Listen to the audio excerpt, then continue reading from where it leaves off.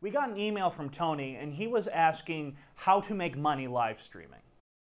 This is a cool question, and I gotta say, it's very funny. I was at the Stream Geeks show.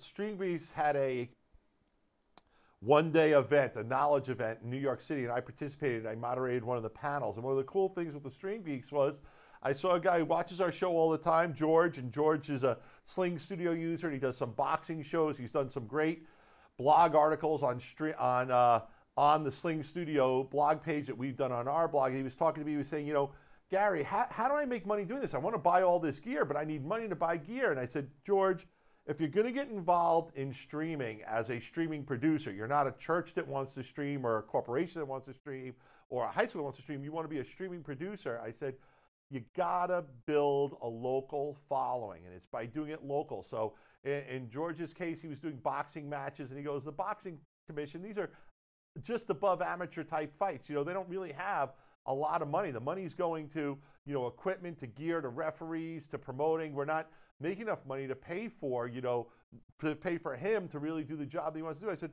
that's okay. You've got to bring something new to the mix. So one of the things I said to him is you know, think local.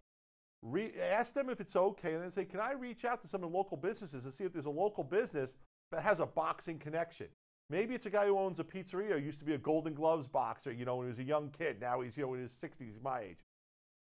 Get him on camera, invite him to one of the shows, have him talk about boxing and how he related to boxing and how he likes these young kids, ask him about a couple of fighters, and at the end, let him say, you know, for watching this show, if you come in and you get a slice of pizza, we'll give you a free topping or a free Coke.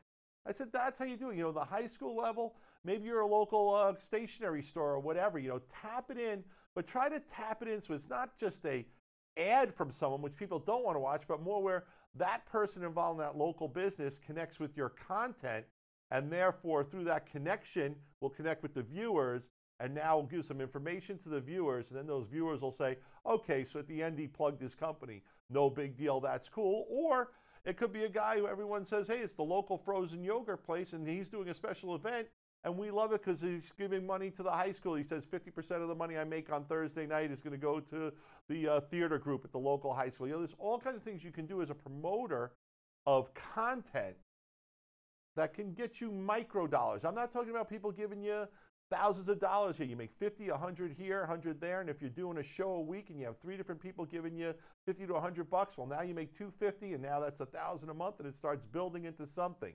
Start local and then hope something picks up on a bigger level. Don't think you're going to cash out because you're going to be the next big viral video. It just doesn't work that way.